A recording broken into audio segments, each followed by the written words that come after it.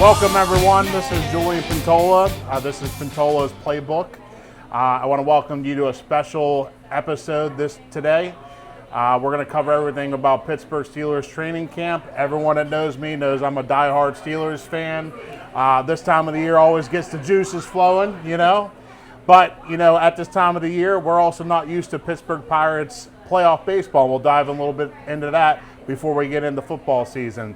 Last year was my first year deciding to do a podcast. You know, I didn't know exactly what I was doing with the social media and everything else. And I decided to hire my man that I went to high school with, Wiley, and he's helping me out with everything. And we're going to put on a good show for you guys. Add him on Facebook, add Wiley Wedding Films on Facebook as well. He does hire him for your wedding. You know, we'll hire him down at Julian's Catering for your wedding.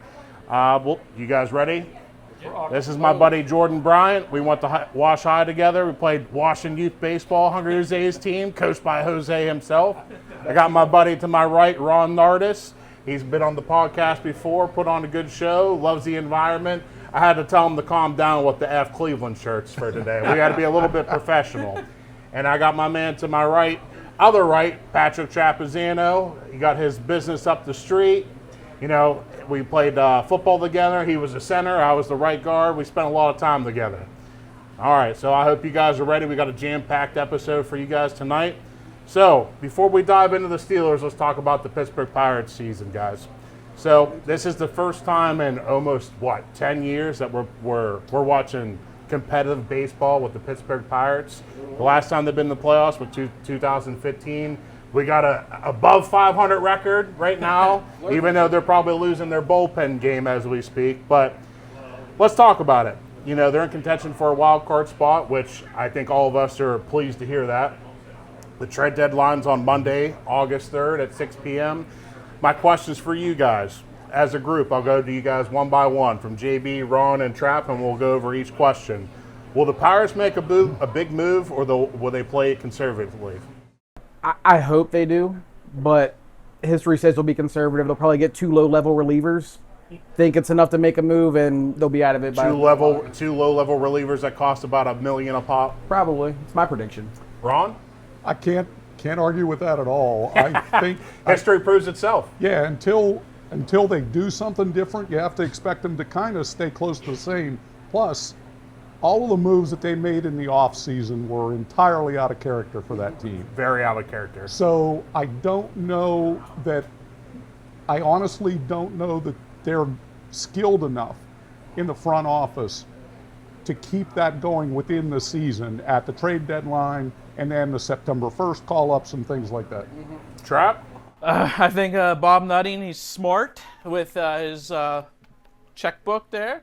And they're gonna do little moves, kind of get you a little excited. But not gonna be enough, like 2 or 3 relievers. Not gonna be enough as a big move that you would expect and need to make a run. It'll get you a little excited, get you some wins, and then he'll make his money. I agree with all three of you, although I have a feeling that they might trade for the relief pitcher for the Mets, Luke Weaver, who would be a huge addition for this team, and it would pay dividends to them potentially making a playoff run. Now, do you think they'll make multiple trades, or just one small one big one? They'll probably make a few inconsequential trades, but I really don't know what their approach is going to be, especially with next year and a potential lockout happening. The rest of this weekend might pay dividends too with the Red Series. If they shit the bed and lose 2 out of 4, I don't see them making a big move. You guys agree with that? Yeah, they definitely got to win at least 3 out of 4 this weekend, making any moves special. And this is a pressure series for them. I mean, you'd say they all are, but I think you have to read into this that this is kind of a telltale point of the season for Donnie Kelly. It's make or break.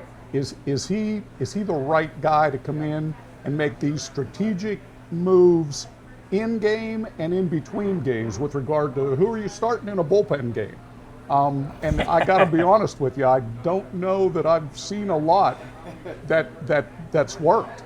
I agree. He's shown a few times this year that he's cost games by making a few in-game the game adjustments might be a that little bit made no past him. sense. When I don't remember what month it was. It might have been May when he took our best hitter Lowe out of the lineup for a pinch hitter because of analytics. How about that? No one agreed with that.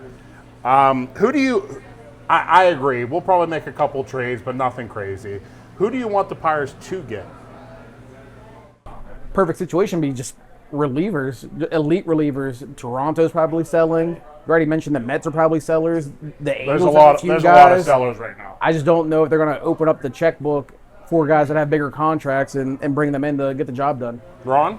While it's been a little better in the last few games, the closer, I think, is a desperate need for them. And I would really like to see them clean the Red Sox. Did I say that right? And I like Chapman and I like Garrett Whitlock. I like both of those guys, and they're both kind of on the mark to maybe be moved. Well, the only thing about that, Ron, is I think that was probably wishful thinking Sure. for like a month ago, because Yeah. now the Red Sox are one of the hottest teams in baseball.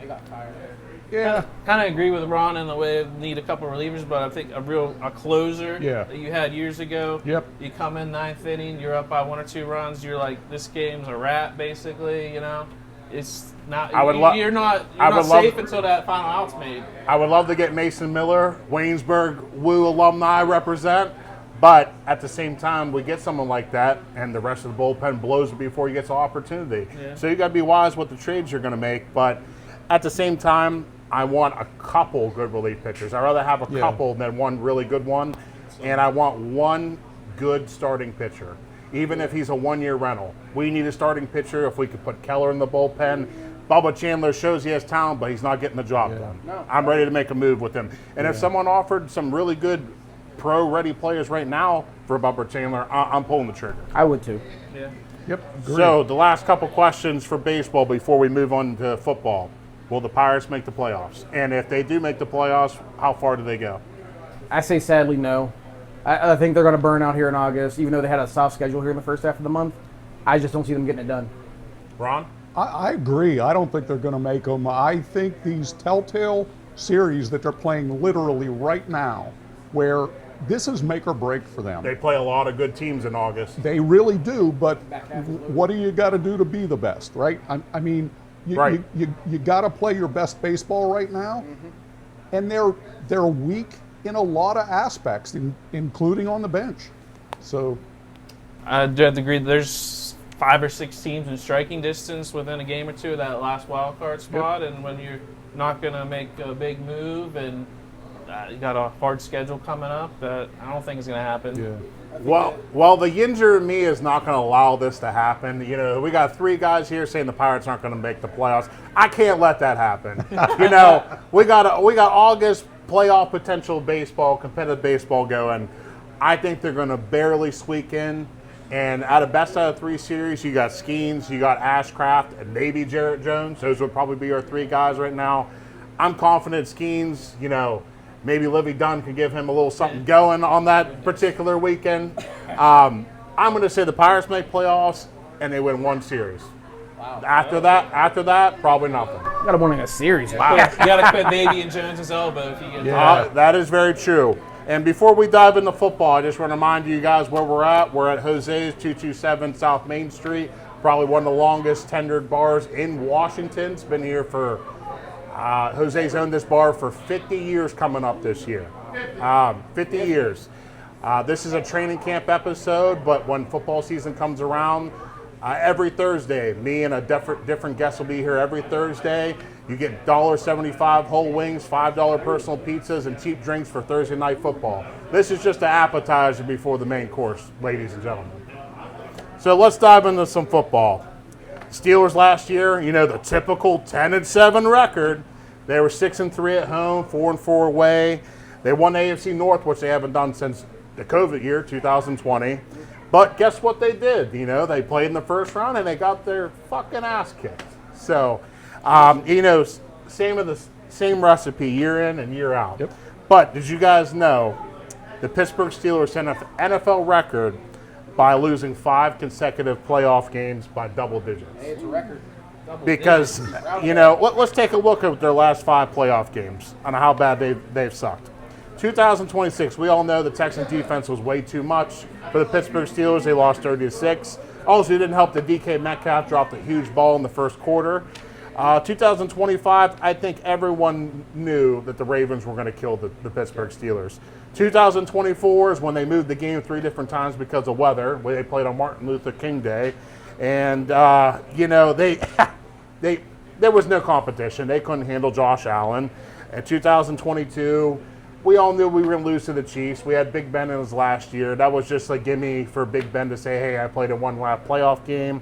In 2021, which is the COVID year, that was just flat out embarrassing because they started out losing 21-0, and then I was eating Jose's game day buffet 2 in the morning and to set myself to go to sleep. So it was just a bad time. So moving on to this year, the Pittsburgh Steelers officially hired Big Mike McCarthy on January 27th. And he's only been their 4th head coach since 1969, which is pretty impressive. But I'm glad we made some changes because Pittsburgh isn't one of those teams that is afraid to make moves, and they're too stuck in their old ways. Let's go deep dive into Mike McCarthy's resume the last couple of years. He was the main coach for the Dallas Cowboys the last 5 years. 2020, they missed the playoffs. 21, they lost the wild card round. 2022, they're 12-5, and they lost the divisional round. 23, they were 12-5 and lost the wild card round. And his last year coaching was 24, and they went 7-10. They didn't make the playoffs. 25, he took a year off. He wasn't getting in shape during that 1 year off, but he comes back to Pittsburgh. And what do we call Mike McCarthy? He's been known to be called as the white Mike Tomlin because he has a good resume, but he's never been able to get over the top. Yep. Now, for the group, first and foremost, he's a local guy. He loves being in Pittsburgh. He's a big guy. How many Permane sandwiches do you think he's had since January of being back home? Oh, at least 6. He's had all the new the tall boy lineup. He's had to try at least every single one of those. He looks like he's a cap and egg guy. So he's had. I'll go 7 plus. I'm going to say that he's had 20, at least one flavor of every kind of Permane Brothers sandwich. I don't think the dude's good at holding back. I'm going to say a dozen, but a Diet Coke with every one of them. Oh, that makes it right.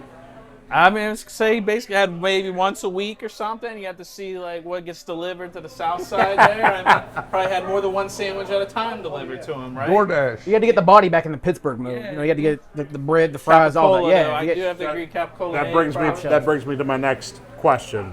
What was your opinion when we first hired Big Mike? Because for me, I was not for it. I thought it was one of those like, hey, we panicked, we hurried up and hired someone because he's local, he's old, it was just like, hey, let's bring him in because he has somewhat of a good resume, but not over the top. But I really like the environment he's created so far with this team. You can tell there's a different culture that Mike Tomlin hasn't had in a really long time. I think he's going to show that Mike Tomlin was not a good coach by the end of this season. But go ahead, what is your opinion? I thought it was a conservative move by the Steelers. Yeah. There were a lot of young offensive-minded coaches. If we were going to go with the offensive side of the ball, We didn't even interview any young offensive-minded coaches. that's what threw me off the most. But thinking about it, okay, yeah, he's local, checks a box, I guess. I don't really care as long as you win. That's my thing. But we'll see. He's had good offenses in Dallas, so hopefully he can do something with the personnel that we had. But I thought it was conservative at best. The only reason was going offensive instead of defensive minded. I think that's the right word. I think that was the conservative move. I would have liked to have seen like a David Shula, something like that. But That was the rumored coach for a while. But I will tell you this, honestly, when I heard that they hired him, I literally said out loud, they could have hired Pittsburgh Dad to get rid of Tomlin, and I would have been okay with that. I've had enough of Tomlin. Yeah, it was 100% time to change. But But Ron, he's never had a losing season. yeah, well, never had a losing season, but the playoff results. But that you when's talked the last about- time the Pittsburgh Steelers won a playoff game, guys? 2016. Yeah, 10 years. 10 seasons ago. When what? There was only 2 players on an active roster? No, one. Cam Hayward is the only Yeah. active player from that team. Yep. Because I was going to say TJ, but TJ got drafted next year. That's exactly right. And that's pathetic. It is. My first thought was very safe pick. It's not like the Steelers that they normally. It was a with Pittsburgh a Pirates. young coordinator and the first-time coach, but they went with the guy with the track record. And then scary looking at your list here of his last years in Dallas. Very similar. He's had good years. Type years. He a couple of 12-win years, but I don't see many playoff wins there. So at least we're going the offensive side of the ball, so maybe score some points.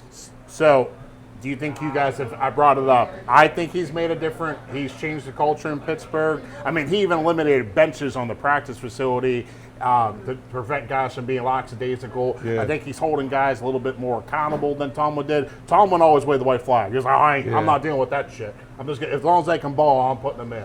I think Mike McCarthy he's made a different culture in the locker room. What's your guys' input on that?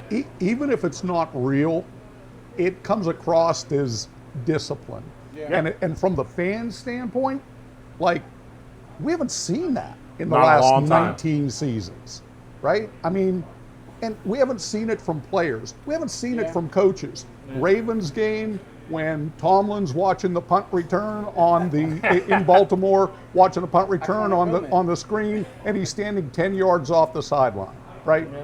I mean, it's stuff like that.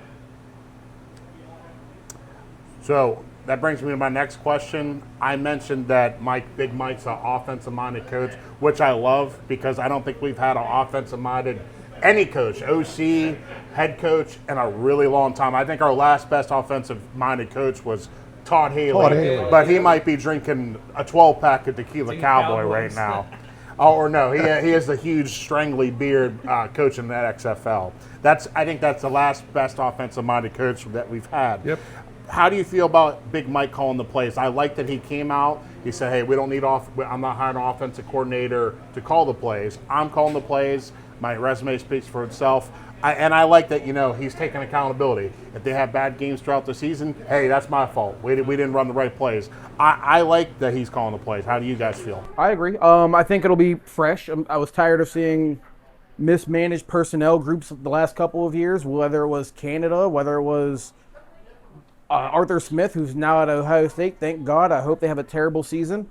The fact that Matt Canada was the offensive coordinator for our team for 3 years? So predictable. It speaks volumes to itself. And Tomlin's coaching tree, I haven't seen one coach from Tomlin's coaching tree get hired by anyone. I wonder why. How about that? But go ahead, guys. What's your feeling on Big Mike calling the plays?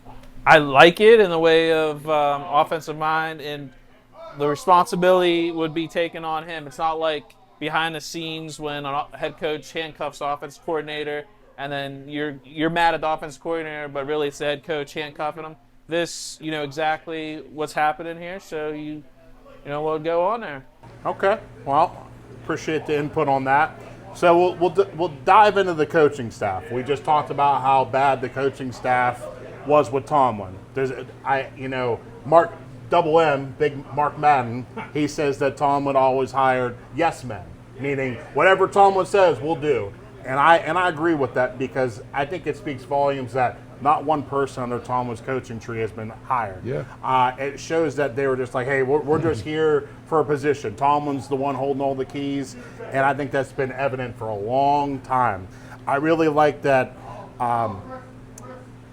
Big Mike didn't waste any time. He created a new atmosphere. He hired 26 new coaches on this team.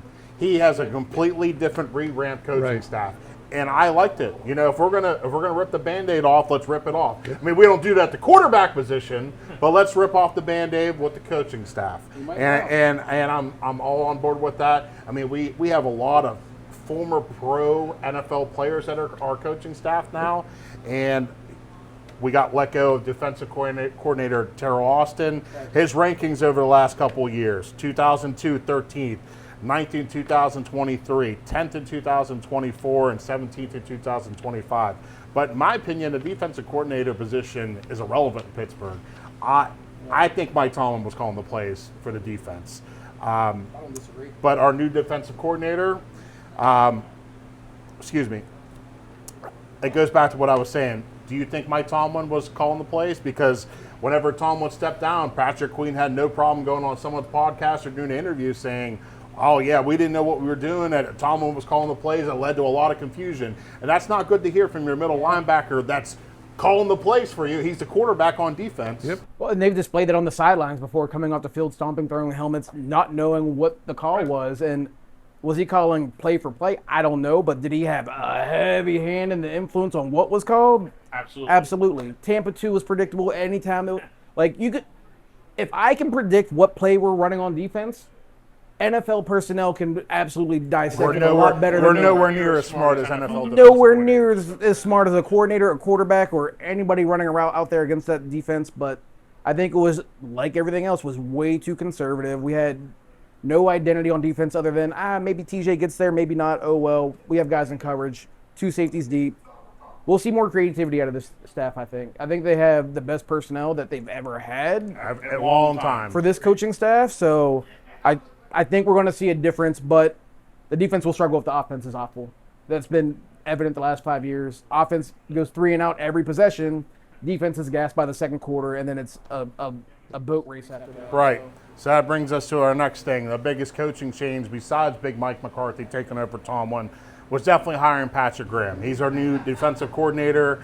His past rankings as a defensive coordinator back in 2020, he was ranked as high as 12th, but then his rankings kind of go down lower towards the years 2022, 28, 2023, 15, 2024, 15, and 2025, 14, which brings me to a thing where it's like a lot of mediocrity. Yeah. But everything that I've heard about Patrick Graham, he's interviewed for a lot of head coaching positions.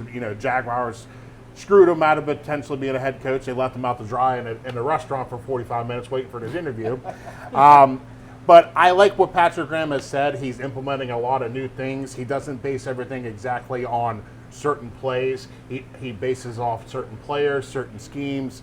And I'm interested to know what he does with our secondary, because we have a lot of guys that don't fit particular positions. We got an older Jalen Ramsey, who's like, we can't decide if he's a safety, corner, or nickel corner. He has a lot to work with, though. We do have a lot of good players. What's your opinion on Patrick Graham, and do you think he can make this defense legit? I like Patrick Graham, and I like him in this role. He's been with the Raiders for the last 5 years, 5 seasons, something like that. And you think about the Raiders, they've not horrible offense. They really have not. Well, they did have Kenny Pickett last year. But when you look at them, they've built through the draft, and if you look, he improved season over season. Signs of improvement. And I'm going to tell you, they were disconnected, but they couldn't score, right? No. But when you looked at their defense didn't embarrass them. And I liked it. I think, other than Mike McCarthy, I think Patrick Graham is the best coaching ad that they've done. Hands down. Drop, you agree with that? I do agree with Ron, and I do like how he showed improvement every year for the Raiders. And I'd like to say that Steelers are more talented. Exactly. So, and then also with a better offense. So you said about the 3 and outs and all that. I would hopefully say that we would improve. I like the hire. Patrick Graham doesn't have anyone stepping over his toes. Tomlin's not going to be bossing him around. Right. Big Mike's going to be worried about the offense and everything else. So let Patrick Graham do his job and see what he can do. Absolutely. This is probably the most talented defense he's ever had to work with. No doubt about that. As a head coordinator. Yeah, no doubt about So it. speaking of talent on defense, we have our talented trio of pass rushers. We got Watt, we got Highsmith, and we have Herbert. Now, we all know that combination is probably going to be hurt throughout the year. They're very injury prone. But how do you expect all 3 of them to be used? Who do you think is going to be the odd man out? Or do you actually think that all 3 are going to play a certain percentage of plays each game? I think this is a redemption year for TJ Watt. I think this is his opportunity, and you'll know this by week 4. But I think this is his year to make a statement. And if he doesn't do that, if he doesn't have 5 sacks after the 4th game of the season. That's a sack a game. Yeah, but if he doesn't demonstrate that he gets that, then I think you're going to see the other two, Herbig and Highsmith, I think you're going to see those guys start to kind of pull ahead of him in the passing lane. I mean, it's a good problem to have all three of those guys. Sure. I'm just worried about how much money's invested in all three, and we got one that's not even on the field. Yeah, teams would love to have that issue. I mean, you could try to put all three out there on passing downs. But, yeah, Watt, he's going to have to show up. I don't know if injuries, getting too old, or he's kind of doesn't have too many moves. You know what's coming. Is Patrick Graham actually going to make T.J. Watt play both sides of defensive end instead of one side? Because that's been Watt's MO his entire career, that he only plays one side. And offensive coordinators have seen that and game plan against it. It's easy to scheme against. I would hope he'd be flexible, but at this age, at this point in his career, he's already lost a step. Right. Like, there's data on that. But I think Graham's creative enough to use these three guys in different ways and put them in different positions. Even if you keep Watt on his island over there, that's fine. He can go be Max Crosby and play for his own sets if he wants. We have two other guys on the other side that we can move around. I think the fact that we're going to use multiple fronts with this team, you can move him to a true DN spot on a 4-down front, or you keep him out wide at linebacker. I think we're going to see some creativity that's going to use those guys very well this year. With that money with Herbig, he's not going to be sitting on the bench with the other two out there. You know, he's not going to be doing that. So, but I think it's almost a guarantee that there's going to be a point in time. It might be week 4, week 5, week 10. Not all three of those guys are going to be healthy all at the same time. That's right. Yep. All right, well, we'll dive in quickly into the offseason moves. Obviously, we re-signed Aaron Rodgers, $22 million. He wanted a little bit more cheddar. You know, he's a family man now. He took all his boys out on a little trip before training camp and spent some time, you know, with his family at his house. You know, he wanted a little bit more money. He came back. He didn't make us wait as long. We signed Rico Dowdle. I think that's a big Mike guy. When he used to coach him in Dallas, he knew how to use him, and he was a really good running back for them. Travis Homer, he used to play for the Sea Ducks. He's pretty much a really good special teams player. Michael Pittman, he's one of my most favorite offseason moves. In the last 4 years, we've always had one really good receiver, and the problem was Omar Khan or Kevin Colbert has never addressed a wide receiver 2 position. We made a trade to get a different wide receiver 1, but never took care of wide receiver 2. That's right. And Michael Pittman is not a troublemaker. He's not a diva.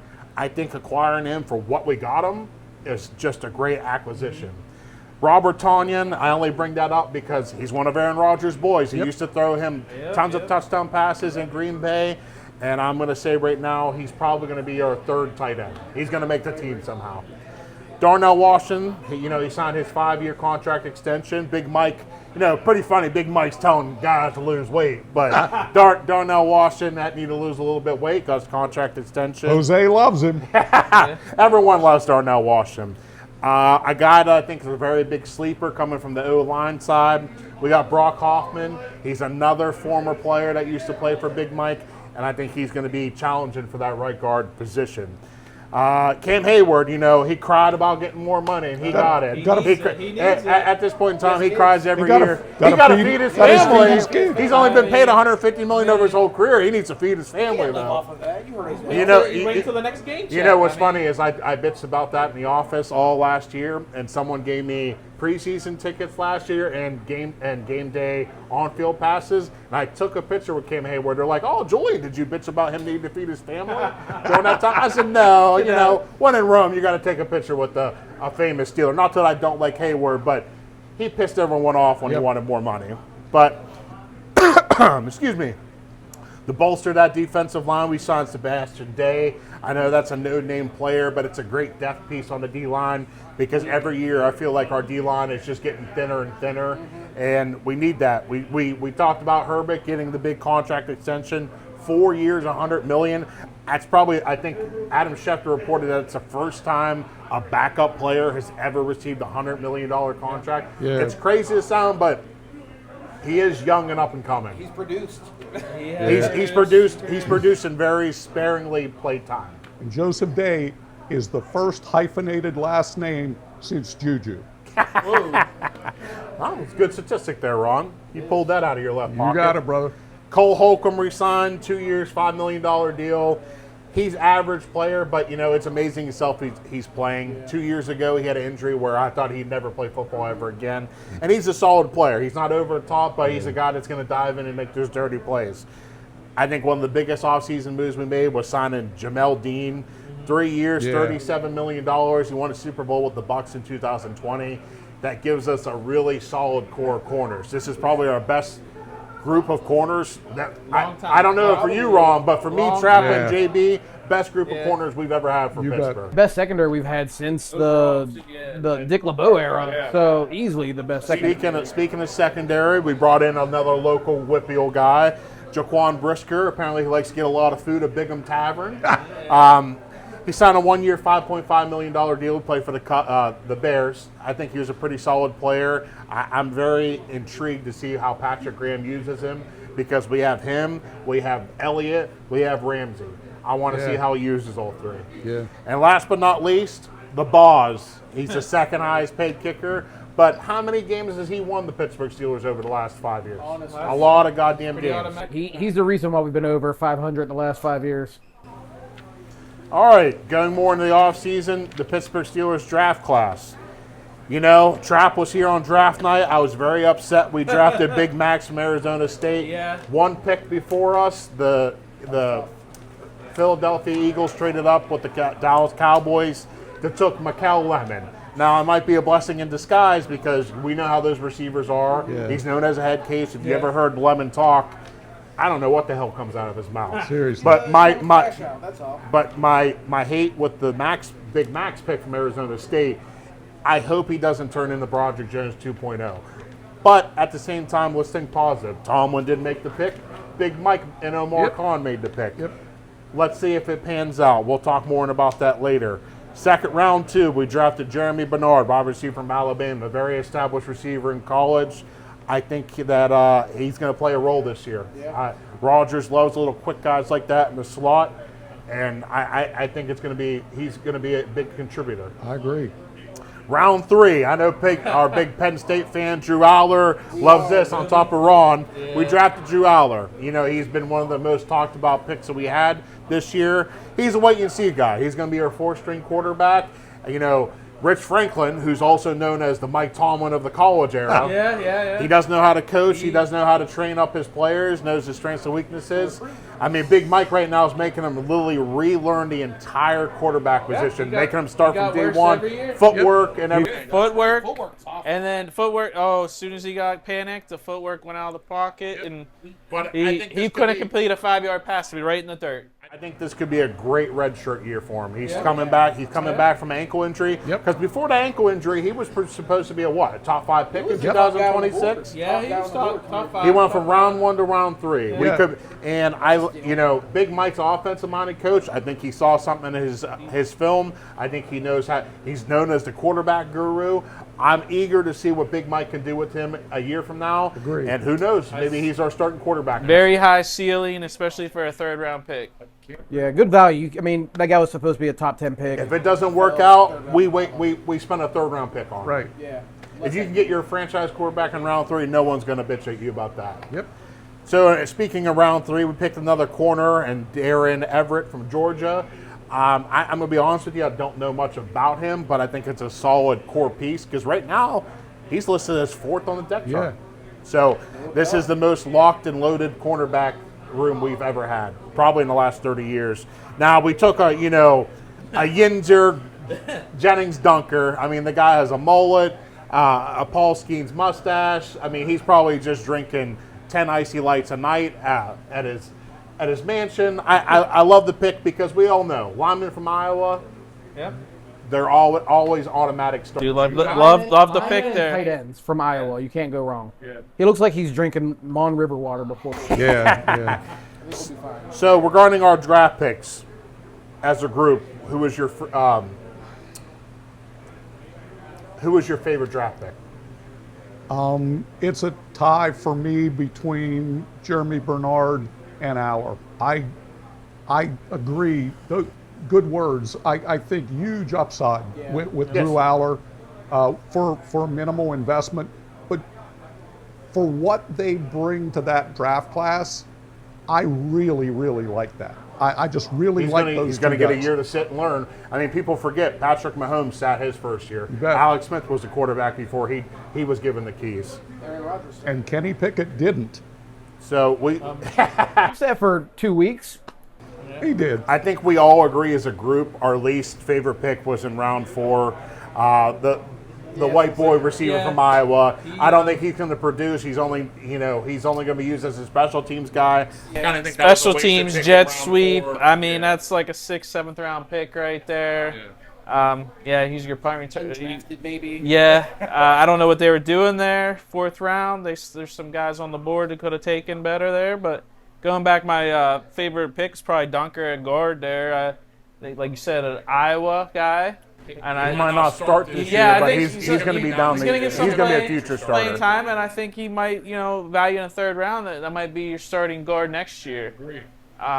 See what happens, and he's got some competition with Hoffman and Spencer. There's 3 guys fighting for that right guard spot right now. So see how he does. He's got the pedigree there, and he looks the part. Who was your guys' favorite free agent signing? I already expressed that Michael Pittman was mine. Rico.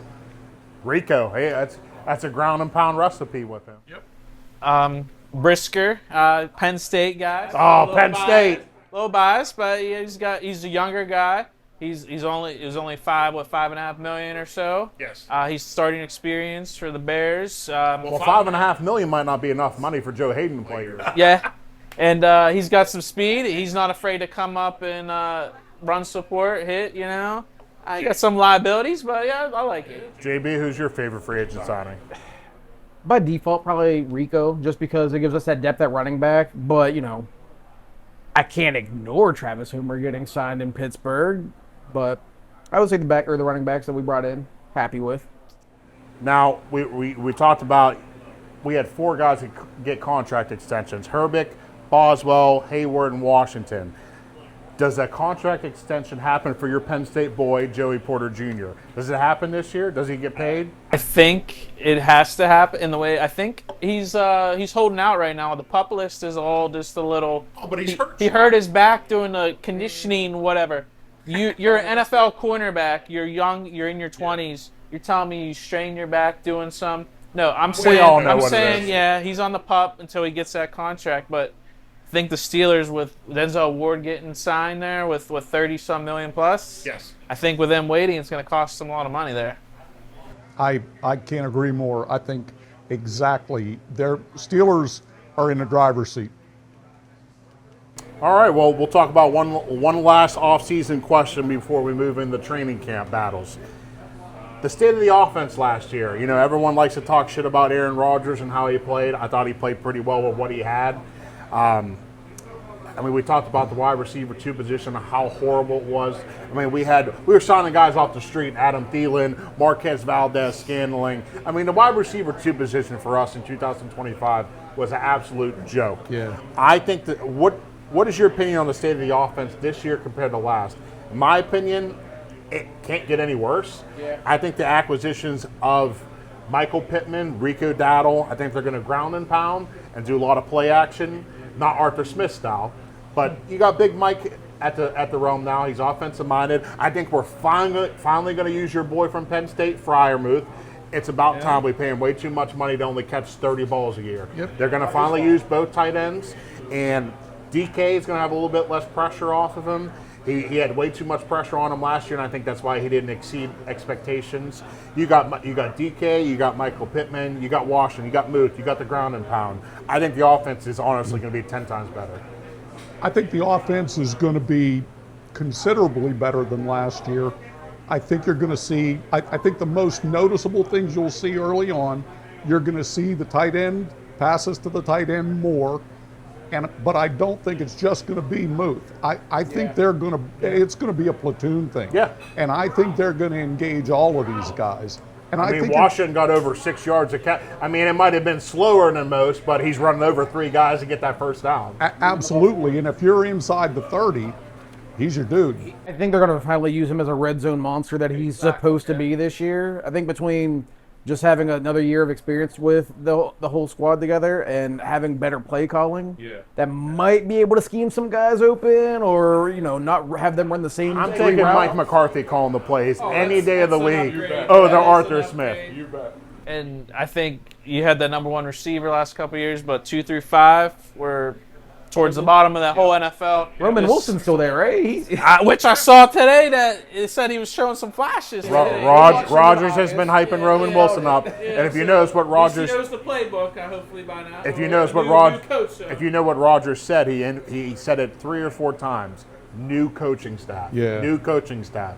I don't know if Roman Wilson was like hitting up Tomlin's wife, but this man was under the doghouse for what, 2 years? I mean, how are you a third-round pick and never see the field? Seriously. I don't know. I think there's more things He was behind nice at that we Michigan. don't know. I think, to fit with Tomlin, you had to be self-motivated because he expected you just to know your job and do your job, and he wasn't going to have that structure for you, and Roman didn't fit that. And I think a lot of guys didn't fit that. I think we had a lot of good personnel, but that style of leadership just wasn't working anymore. And I think the structure that they're seeing now in training camp, like all the differences, the culture change, I think it's just structure. I think guys are just going to do better in a structured environment that they haven't had before. They had too much freedom, and it just wasn't working out. I mean, Joe Hayden said on his podcast, I mean, Tomlin was one of the most lackadaisical coaches when it came to holding guys accountable. I mean, I understand he had guys like Le'Veon Bell, Antonio Brown, and he just kept stuff under wraps. But it's been, I mean, look at Deontay Johnson. Deontay Johnson was one of the most talented guys behind our team. He was gone after 2 years because he just had a personality problem that Tomlin couldn't handle. No one else could either. Where's he at now? Tomlin was a concept coach, right? He could develop game schemes for both sides of the ball. He was not an individual player developer like that, because he didn't think that was his job, right? You play ball in college, you established your core skills, but I name one player that you think got better because of Mike Tomlin. Well, Braun, he's a player's coach. Players love to play for I him. can't name a player. See, and that, I mean, I think he's a great game. He can execute He's a motivator, but game plan. Yeah, he can get people pumped up at a pep rally. But I just don't know. I mean, good coaches, you guys play. Good coaches can isolate you, what you do well, and what you need to work on, and make sure you have a path to get there. I do not see Mike Tomlin taking the time doing that with a player. fair. I don't think I saw him do that at all. I think like we said before, it's like, hey, you know your job, go do it. I hired you to do a job. Exactly. Why do I need to teach you how to do the job? And I think that's his biggest flaw. Agreed. You have to make guys understand and make sure that they're fitting your scheme and doing everything you expect them to do, but it wasn't I happening. agree with you guys, and he's kind of like cool, like, oh, I'm still gonna be above 500. We're still gonna move on. We might win a playoff game, but it's been 10 years now, so. I'm surprised Bob Nutting didn't hire him. Like, Yeah, you're consistent. Perfect. So that wraps up pretty much the offseason. We're going to dive into training camp position battles now. We're going to talk about one of Ron's favorite guys. Who's going to win the number 2 quarterback position? It's Mason Rudolph versus Will Howard. I think Will Howard, he has a lot of Ohio State / Yinters fans of his. He won a national championship 2 years ago. He was doing great in training camp last year, and he broke his hand or strained it, whatever he did to his hand. I think a lot of people are excited to see what he can do in preseason. But at the end of the day, I think Mason Rudolph wins this second quarterback position because he's been there. He's boys with Rodgers. I think Rodgers will tell Big Mike, hey, if I get hurt, you could trust Mason to get in. Even though Mason has not done well in those games where he started, I think that Big Mike's going to be able to trust Mason more than Will Howard. Not that Will Howard might not develop into something, but we all know how Kenny Pickett played a couple years ago in preseason, but 2023. Yep. He played phenomenal in preseason. We were all like, oh, maybe Kenny's taking the next step. And boy, did he shit the bed. He couldn't even get one touchdown a game. So that's why I don't want to overhype if Will Howard does good in the preseason. Right. But to me, Mason Rudolph is going to win this job. Yeah. What do you guys think? I wouldn't want anybody other than Mason Rudolph in the South. I mean, I'm a huge Mason Rudolph fan, as you know.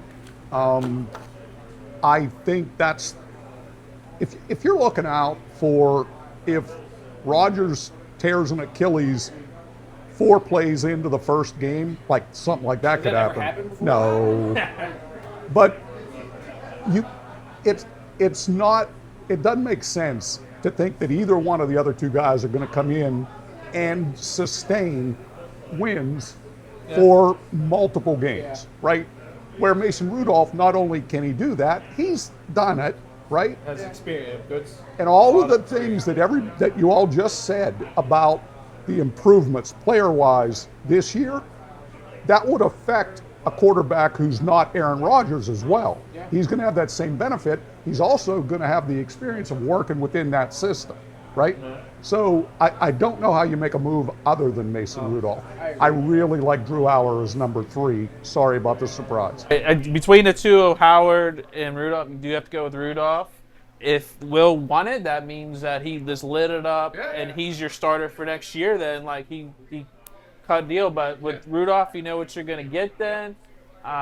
Will Howard, you know, it's like a little of a gamble. Has not really no preseason games last year, right? No, he was hurt You have before. actually no tape other than up This in is his Latrobe. first year playing any preseason. 7-on-7, just little throw.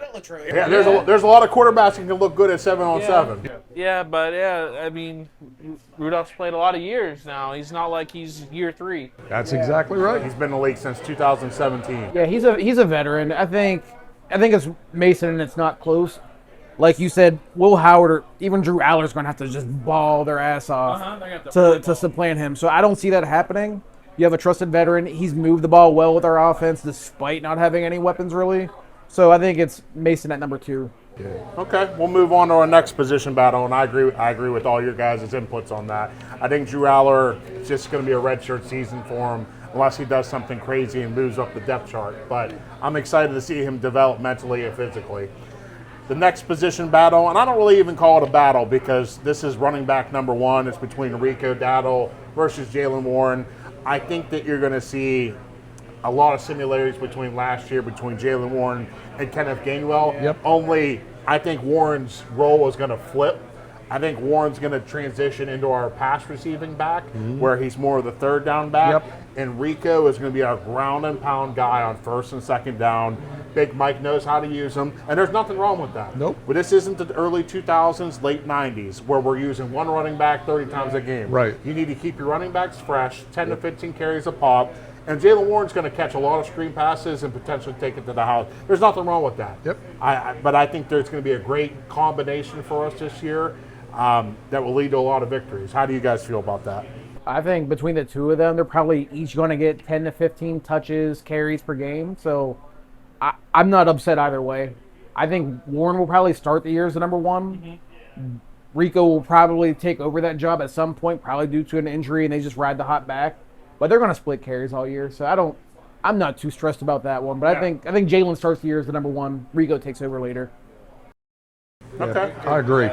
All right, so in the next position, I think this is really going to be a big factor because we haven't had a second receiver. We know damn well we haven't had a third receiver on our team in a long time. So the third receiver position battle is between Roman Wilson versus Jeremy Bernard. You know, Roman Wilson, we talked about earlier during this podcast. He's been on the team, shows a lot of athleticism, but he hasn't gone over he hasn't been able to get over the hump as far as playing time. Jeremy Bernard, he's a highly talented prospect from Alabama. How many good receivers come from Alabama and transition to NFL and play well? Yep. I think Jeremy is going to take this job in training camp by how athletic he is. I think Rodgers is going to love him in a slot. Yep. I think he's already compared him to Randall Cobb back in his 2010 days. Yep. I do think Roman Wilson is going to get more. I think he's probably going to be our 4th receiver and get some playing time. But Jeremy Bernard's going to win this job with just his athleticism alone. He's a 2nd-round pick. He has the pedigree. I think he's ready to take that job and be a great slot receiver for Aaron Rodgers. Yeah. And there's no doubt in my mind that Rodgers probably had a little something to do with taking Jeremy Bernard in April. Sure. How do you guys feel? Roman Wilson's going to have to show me something to win that battle. Yes. Hasn't shown anything the last 2 years. Bernard coming in, like you said, Bama has put out great receiver after great receiver. Even if he's not in the top 5, top 10 that they put out in the last decade, they still put out quality. He was a Nick Saban holdover too, wasn't he? He played under Saban, so I think there's like a level of coaching that he got there that's different at other programs that will translate to him coming to the NFL. I think he's going to win that battle. I do agree with Pintola about everything on that, but I can't get over Roman Wilson. Guy went to Michigan, played for Jim Harbaugh. He multiple years, not like he just had 1 year, multiple years. And I do remember him at Penn State. He caught a ball with Joey Porter Jr. He won he was a big part of that national championship team. He's got to do it this year, or he's going to be cut. It's not up or shut up this year because if he doesn't play, if he can't play this year, he's gone. Yeah. He's a mystery. I don't know what happened. I mean, okay. The next position battle, we brought it up earlier when we were talking about off-season moves. Right guard. Everyone doesn't talk about the beef enough, but the beef is the reason why you win games. It's all about the trenches. Now, the right guard's between 3 guys. You got Spencer Anderson, who was mainly used as a 6 rotational guy. The heavy package is designed when we played for the Preseason. Earl Finney loved the heavy formation using that 6 offensive lineman. R.I.P. to Mr. Earl Finney. No, we never used it. We ran plays for 4 months and never used the formation package. But Spencer Anderson played in that role, and he was very well at it, but not a full-time player.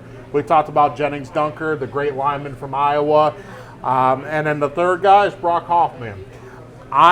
In my opinion, I think Hoffman's going to win the right guard position because he has experience playing center, right guard. Yeah. He's one of those guys that can play multiple positions. If he's right guard, center, left guard, and Big Mike has experience with him, he knows what he's getting. He's experienced. I think Spencer Anderson's a decent backup, but he's not the full-time player. Yeah. And Jennings Dunker, I think it could be a great redshirt year for him, but I think he's going to be on the active roster. Yeah. Because, Big Mike already talked about he wants 10 offensive linemen on this team because offensive linemen are important. Yep. But in my opinion, Brock Hoffman is the one guy on that list that's been there, done that kind of guy. Yeah, I think that's a no doubt. Yeah, this is my favorite battle right here. Just sort of 3 and whoever doesn't win it is going to have to still play. Yeah. I mean, McCormick on the other side, he's going to need some time. He might get injury, something, but I do think Hoffman's going to win that. Yeah. Anderson's serviceable. And then Dunker, Dunker might be next year. It's a good problem to have. Dunker's going to make the roster.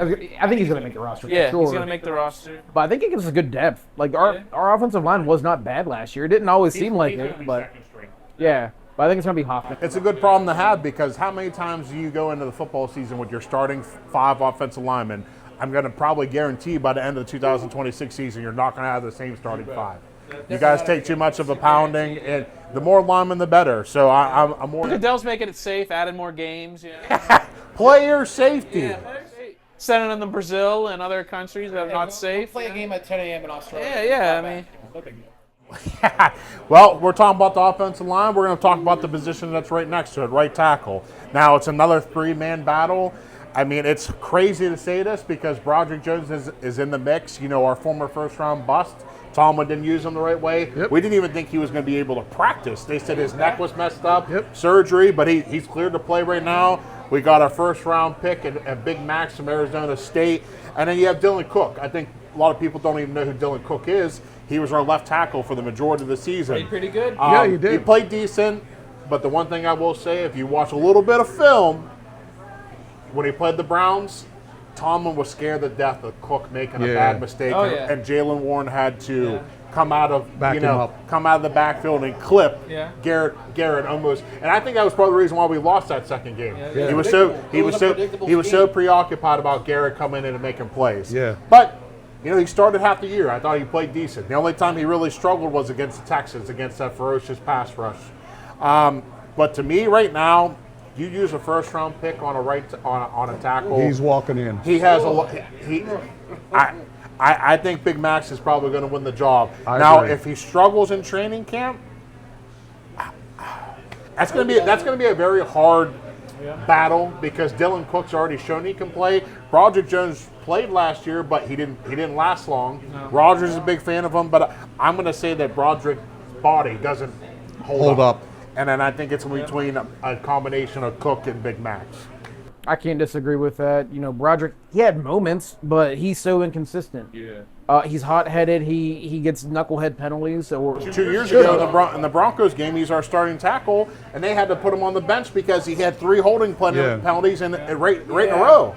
Yeah, and maybe a new staff changes that. Like, you draft guys for all this upside, but you don't develop it. So what the fuck's the point of drafting a guy for upside if you're not going to develop it? And we didn't do that with him, and then you see the same thing with Mac. It's not all of Broderick Jones' fault because we drafted him to be our right tackle. Tomlin put him at left. Then we put him at right. Then we put him at left. It didn't help it, but he's a big, very injury-prone. But if he stays healthy, I'll gladly take him as a swing tackle, play right tackle, play left tackle. The injuries are going to happen. The more depth on your offensive line, the better the season's going to be. Absolutely.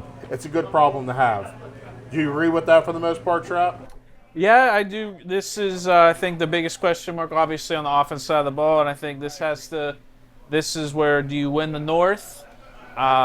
You win that first playoff game. It could come down to because you got the protection, quarterback, and then on the left side, you know. I think a lot of people forget that, you know, we moved Big Mike went into minicamp. He moved Mason McCormick to left guard, who played right guard. Then he moved Fontu to left tackle that played right tackle. We completely changed our right side to left side because he knows the left side's more important. He hasn't played in the NFL at left tackle, though, so that's where I was of this big question mark at right tackle. Then did you make a question mark at left tackle? And this is where I say the offense, you got all these other weapons. You got number 1, 2 receiver. Yeah. I think this is where it comes down to you take that, do you win the AFC North, do you win that playoff game, is right there with these guys at tackle. I agree, guys. And I think this is a year to try to push that. I think if this O-line can develop, the Bengals did not get better up front on either side of the ball. The Ravens had a lot of changes. You have Lamar in love with his OC, but I still think you got to go through Pittsburgh somehow. I don't know how or why, but you have to, just because who we are. What about the other team?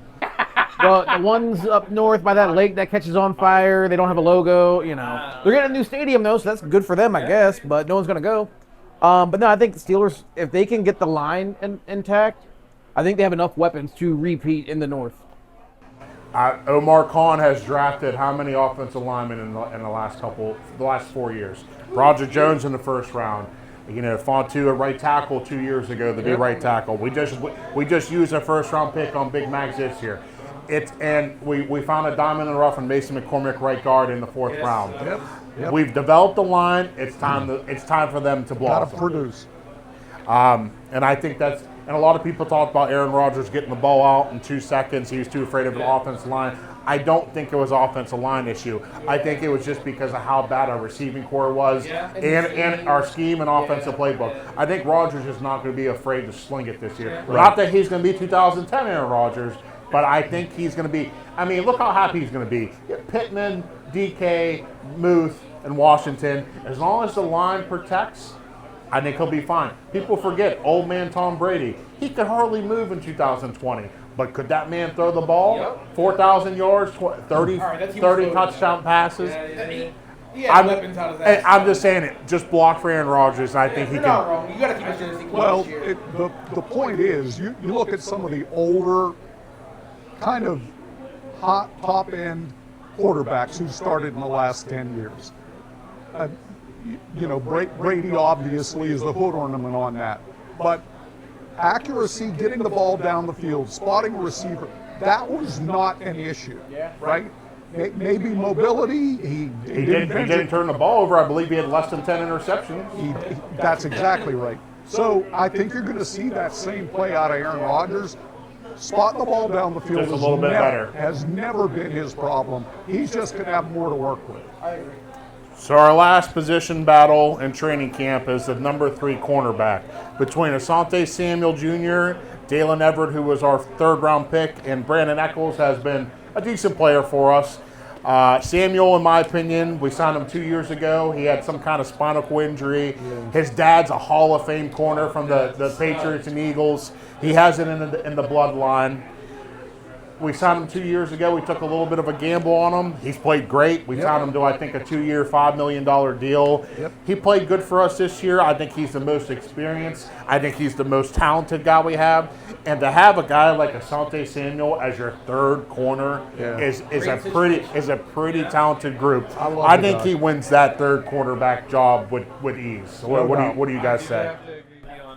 I agree. As long as he doesn't F up the job, like if somebody were to just take that from him, okay, that's even better just because I think they'd have to play at a pretty high level to take that job from him. Yeah, like, oh no, depth. Yep. Okay, well, we have a lot of agreements tonight. Not too much controversy. But the one player that's on the fringe, we don't know if he's going to make it. You know, he was a 7th round pick. You know, feel-good story. We drafted this kid from the Navy. He was a Swiss Army knife in college. Eli, you know, he went to Mount Lebanon. He was a great player. I mean, everyone compares him to a general brand Christian McCaffrey. So my question for you guys, that's what he's been compared to. You're not wrong.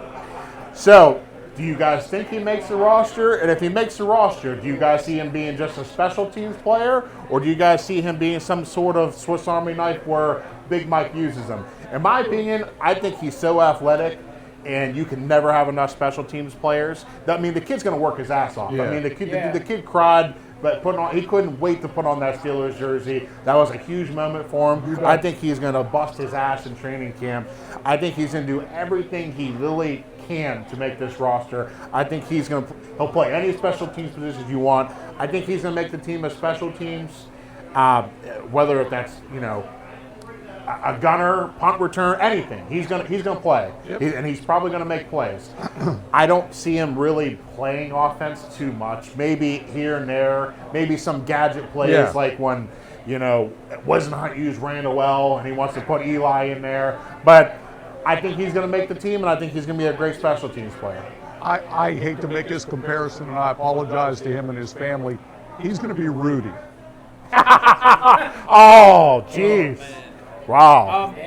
I was sitting on my couch watching that 7th round of the draft, and whenever the pick was made, I was like, this is just your hometown, feel good. Connor Hayward pick. 7th round Kinda pick, tired you of know, this and I pick. was like, he's walking on stage, and I'm like, this kid's not going to make the roster. But as time goes on, I think if he does he's not going to be outworked. If he does make the roster, that means the boy from Iowa in the 4th round is not making the roster. I mean, if you watch Eli, That's a great point. if you watch Eli in college, special teams guy, and then possibly is this your number 5 receiver? Is he squeak up into the running back 3 or 4 role? I think he's going to be running back 4 because people forget that the wide receiver 5 is Ben Shronick, who's a great Yeah, he's a player. special team ace. Is this the new special team ace? But, I mean, I'd love to see him make the roster, but like I said, when that pick was made, I was like, my man's not making the team. But feel good story, but like I said, I think guy from Iowa's out then, but you wasted a 4th round pick. Yeah, an insane waste of a pick. And really, you only have so many spots to go around. And they're not both going to be the 5th receiver. They're both not going to be the 4th running back. So I think this kid gives you more flexibility and versatility. And unless the only other thing I can see happening is if Roman got cut before the season started. That. I wouldn't say it's too far-fetched, but... I mean, or see practice squad, and then Yeah. as soon as one of those Yeah, he's right there. Running back goes down, he's special available. teams guy gets hurt, he's called up, and there he goes. And We'll see what. you know he's going to be ready. Yeah. He's going to know the playbook. He's going to be ready to go. You'd love to see it. I don't know if we will. Good story. Yeah. Great story. Too many of those lately. This man called him Rudy. Wow, the disrespect. That man put on a clinic at Navy. Yeah. But that's all right. We're going to go to our concluding page of the podcast tonight. We're going to look into the 2026 season with our predictions. How many games does Aaron Rodgers start? Over, under 14. He only missed a game and a half, believe it or not, last year. I believe he got hurt in the Bengals game where he hurt his wrist. He missed the Bears game where Mason Rudolph couldn't come in and win the game. So he missed only a game and a half last year. I'm going to say that he plays over 14 games. I'm going to go against you and say under 14. Just for the fact, my man, old man, a little older, and then, like you said, you know, going to hold on to the ball a little longer. So my man's going to get hit, That's good going to point. get stepped on those ankles. I think under 14. I mean, it would be 13, close. But if you're going with over-under on that, I'm going to go with under. I'm going to go a step further than just over. He's going to start 16 games. He's not going to play the last game because we're not going to need him. Right? Oh, that's a big prediction. And O-line's better, more weapons, more tools. He's going to be in for Aaron Rodgers, good mood all year. Yeah, he's going to start them all. Jose, what's the score of that Pirates game? 2-2. All right, that's what we like to hear. JB. Home run, by the way. I'll go over 2. I think just the whole Aaron Rodgers coming with a different headspace this year. He made up with his family. He hasn't talked to them in 20 years. That makes a huge difference for a guy. He's going to go in his hibernation chamber. He's going to do his smelling salts. He's going to do his weed brownies. I mean, come on. He knows what he's doing. He's not going to feel pain. I mean, you remember that one game we played for the Packers? I mean, this man literally screwed up his ankle bad. Couldn't walk. He comes out in halftime. He looked good as new. And when he did his post-game interview, that man looked like he was on a different planet. Oh, he was on the cloud. Yeah, he was definitely in the clouds that night. That was wild. He's not going to have the Pinto feet with all. Oh, leave my Pinto feet alone. So, who's going to have more touchdowns, Rico or Jalen? Could be rushing or receiving, combined touchdowns.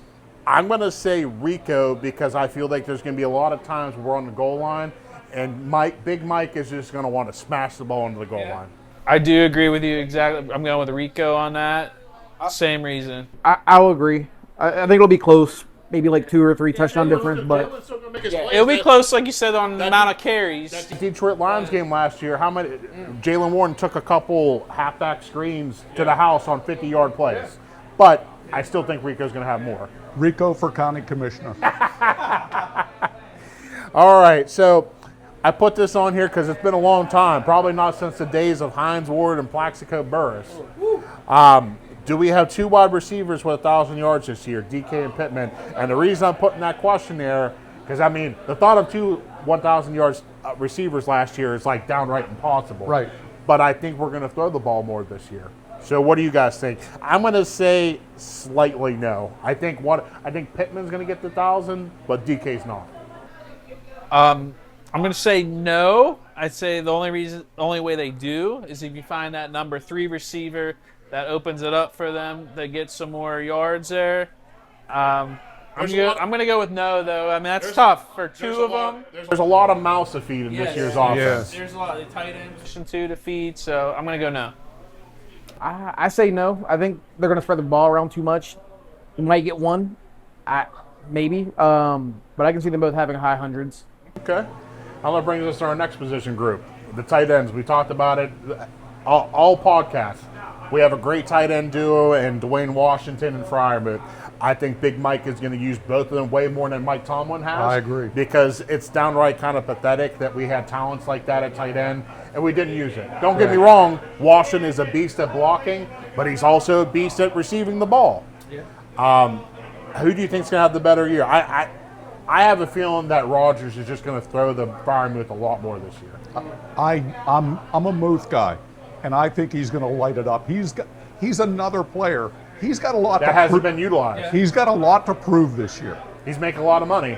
I'm a Muth guy. Obviously, I watched some of his Penn State days. I just haven't used him correctly. And so far, he hasn't earned his money that he's gotten paid. So I believe that Rodgers hooks him up there, and with Big Mike calling the plays, that he finally lives up to that paycheck there. Yeah. But Washington's going to take away goal line, kept being so tall. I think Muth will outproduce him, yards, catches, targets, touchdowns debatable.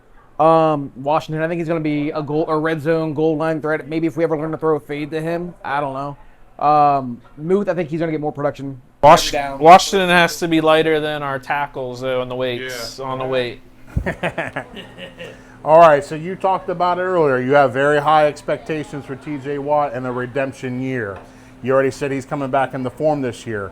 How many games does he play this year? Because he always has the bugaboo with his injuries. He got those Gorby ligaments going on. So, does he play over under 14 games? I don't see him playing more than 14 games. Okay. I'm going to say less as well. We talked about it earlier, that trifecta of our pass rushers. I'm going under as well. Those little brittle shoulders of his, he's age, and I think truly, I think he's done, in my opinion. And they can't get anything for him. Should have traded him a couple years ago. Some team could have paid big money for him, even though he'd be on his tail end of the career. And I think he's done, which it shows why they paid my man $100 million. Well, you know, the Roonies love to see one player with the Steelers logo for their entire career, even if it negatively impacts the team. Even if we wait 2 more years to address the issue, no big deal. You know, you got to see that guy. I don't see it happening. I say under 14. I think Rodgers plays more games than Watt. That speaks volumes. So for offensive MVP, who do you guys have? I've been talking them up the entire podcast. I really like Michael Pittman. Michael Pittman. Michael Pittman's my boy. He's fantasy football guy for me. I love him. He's reliable. What's not to love about him? I mean, he's a farm boy. I mean, he's not going to be he's not going to be a problem guy. I mean, how rare is it to have a wide receiver that's not an asshole, not attention seeking, not banging 50 different women at the same time at the same Why are hotel. you picking on George Pickens? But I love Michael Pittman. I think he's going to be a great addition to this team. I mean, I remember Jose drafting his dad in fantasy football back then. Michael Pittman Jr., running back for Tampa Bay Bucks. That's how old we're getting. But I love Michael Pittman. Who's your guys' offensive MVP? I'm going to go curveball. I'm going to go Moof. I think he has a breakout year. Moof? So I'll know that when fantasy comes next month. Maybe I'm throwing smoke. Maybe I'm throwing you off the trail. But I think he might have a breakout year. New scheme might have a quarterback that can throw the ball with a line that can protect. Okay. My only concerns about Pittman, last receiver we got from the Colts. What happened? Oh, Dante Moncrief. He was awful. I have They're different. They're different now. You're right. I hope that doesn't happen. I hope he has a great year because Moncrief wasn't it. Yeah. Who's your offensive MVP? Ron? I'm Pittman all day long. Okay. All right, we'll move on to defensive MVP. That's going to be a tough one. We have so many different guys that can fit that category. But, the man has not given up what? He's given up 1 touchdown in the last 2 years. So I'm going to go Joey Porter Jr. I think that's a great pick. Last year, as far as routes ran against him, targets against him, And he's only getting helped with our depth at cornerback right now. I think he was like top 3 in as far as yards allowed out of a corner. So The combination of him and Dean has only gave up 2 touchdowns in the last couple of years. yeah, I think with that, and you have Ramsey playing whatever role they're going to put him in back there, be a wild card. I think JPJ is not a bad pick. I'll go with one of the linebackers just because we've invested so much money in them. I like Peyton Wilson.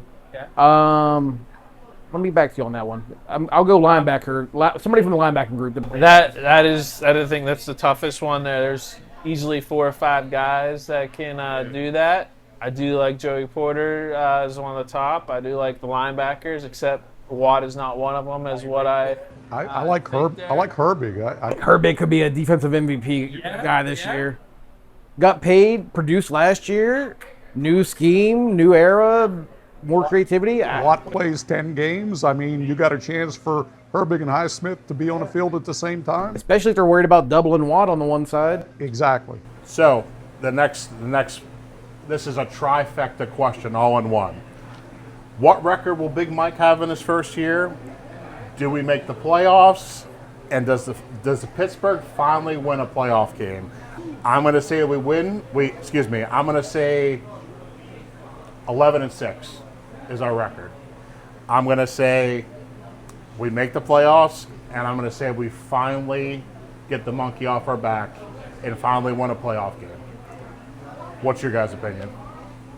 I'll say 17 games, not 12-5. I think we get a home game, win the division again, beat somebody at home, go on to the divisional round. So I think we finally get that playoff win. Yeah, 11, 12 wins. Definitely going to win the North with what everyone else has there. win a playoff game, but I'm not seeing. I'm not saying anything after that. I think everyone would agree that all Yinzers just want to see one playoff game. Yeah. It's been City would be 10 years. Can we just get one? We're not expecting Super Bowls. Yeah. Just get us one playoff win, and we'll move about our business in the future. But please get us one playoff win, for the love of God. Take it from the old guy, whose favorite Steeler of all time was Mike Webster, right? Who watched him get drafted, right? 13-4. Yes, and yes. I am telling you, this is going to be the year. If you've been worried the last 4 years of Mike Tomlin's career about spending the $189 on the legitimate stitch number Steeler jersey, spend the money this year. You'll be glad you did. They are going to win one, probably two playoff games and lose in the championship. That's a bold prediction. I will say, and I said it earlier, I think Big Mike is going to make a lot of Yinzers ask why we didn't get rid of Tomlin quicker. I will bet the three of you guys considered what I just said a beer bet. Deal. Sounds good with me. This is going to be our last prediction, our last thing we'll talk about before we wrap things up on tonight's podcast. Who is the starting quarterback in 2027? I am going to go off the wall here. Ron already heard me earlier. I'm going to say it's Baker Mayfield. He's going to be enticed to play the Browns twice a year. The Steelers love keeping that veteran. I mean, we haven't ripped the Band-Aid off in how long at the quarterback position. I think they'd be too enticed to bring him in here and play. And Will Howard's not going to be on the roster. Mason Rudolph won't be on the roster. And Drew Allen will be the backup and potentially learn another year or potentially step in if Baker gets hurt. That's a bold take. That's a hot take. Well, I don't know who else. I mean, like you said, Will Howard probably won't be it. Aller at the best, number 2 next year. And if he would start, that'd be some crazy third-round pick thing. Looking at who else would be available, do you have to agree? And then who's he play twice a year? The Browns. I think that's the big. If you watch him on Quarterback on Netflix, he loves to talk that shit. Imagine him in a Steelers uniform talking this. You should love him for that fact. He'll talk so much shit to the Browns. Yeah.